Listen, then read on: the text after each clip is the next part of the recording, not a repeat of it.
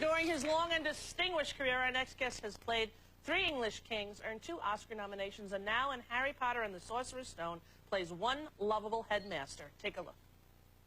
I see that you, like so many before you, have discovered the delights of the Mirror of Erised. I trust by now you realize what it does. Let me give you a clue. The happiest man on earth would look into the mirror and see only himself, exactly as he is. So then it shows us what we want, whatever we want. Yes and no. It shows us nothing more or less than the deepest and most desperate desires of our hearts. Wonderful in this film. Please welcome Professor Dumbledore himself, Richard Harris.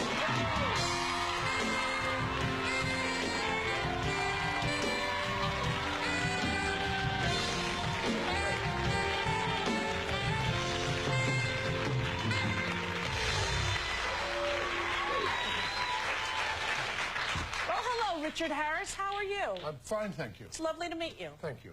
So, oh, look at that. Yeah, look at you right there on the cover of Premiere with Ms. Maggie Smith. My God, not bad. It's nice, isn't it? Isn't it? I've made the grade now. You have. You've so. arrived after all these years. So how are you? I'm all right, thanks. Are you Irish? Yes, I am.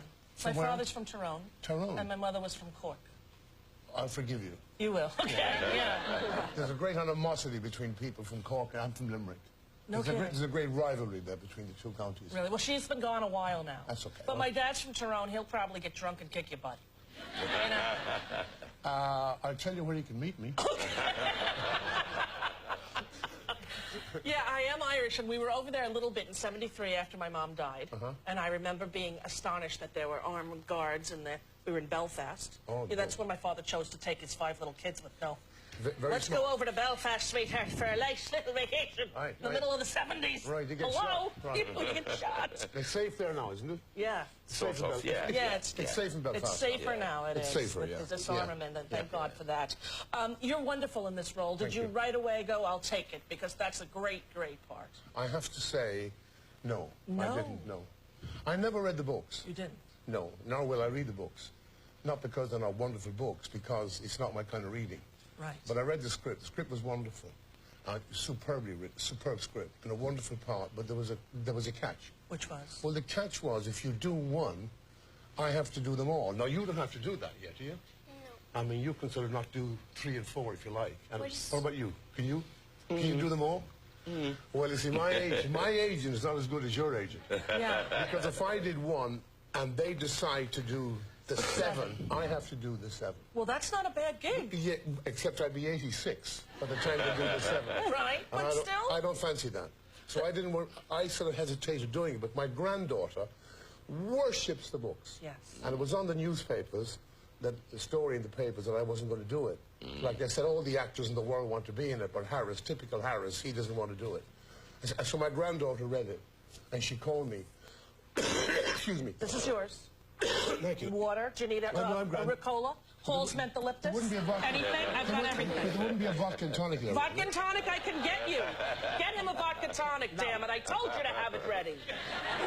I heard that you liked an occasional vodka and tonic. I do. Yeah, so do I. Anyway, my granddaughter read it in the paper, and she called me up and she said, Papa, I'll never speak to you again if you don't play Dumbledore. So there I am. So you took it. How old is she? I know that so well, that pressure. How old is your granddaughter? She was 11 then. 11 She's years 12 old. now. You're the same from your son. Yeah, exactly. Yeah. And now after seeing the finished product, I bet you're happy you did it. I think it's wonderful. I think they're magic. I do too. They are. Yes, they are. They the children are magical, and so are the grown-ups, I must say. Go on. Go ahead, take a bow. Go ahead. Oh, look how bored they are. All right, don't forget it. All right. Do you have a favorite movie role of your career? No, I don't think about that. You don't, ever? I haven't seen, I mean, truthfully, I don't think I've seen half of my movies. Because? Because once I make them, and that's it. You're over, you're done. Yeah, over and done. But this one I love. And you went to the premiere, did you? I did, here and in London. And how was that? I've never seen, I mean, I've been to 2 or 3 Academy Awards, and this surpasses it for hysterics. Right. When they arrived there, The crowd. in Leicester Square, Like the Beatles. It went, yeah, Beatlemania. Yes. Harry Potter mania. Right. Yeah, it was unbelievable. And were you uncomfortable sitting watching yourself on the screen? I saw it I saw a private showing of it like 2 days before, Right. and I was overwhelmed by it, by the movie. And then I didn't want to see it a second time, so I was there for the premiere. When the lights went out, then I disappeared. You disappeared. I went to that pub. I'm going to meet your daddy. Exactly. Now, when you're filming a movie, are you the kind of actor who goes to dailies and watches his work of the day? Not at all. No, not at all. Because you're trained in the theater. Yeah, because I also feel that somehow, if you see yourself on the screen, I don't think that we know what we're doing or what we look like or sound like till we see the actual finished product. Right. And I think that somehow if you go to rushes and you see yourself, then you start imitating what you saw, don't you think? I think so, too. It inhibits you, doesn't it? I'm going to tell you a story about this young man here. Yes. When I was to do it, when I finally said I'd do the picture, Chris, who's wonderful, by the way, Chris Columbus and David Heyman, asked me to come down and meet The children. children. I said, okay, so I went down. And then, we talked for a bit, and then Chris said, would you ever read the scenes with them? And I said, yeah. So I read the scenes, and I finished reading the scenes. I make 73 movies. I finished reading the scenes.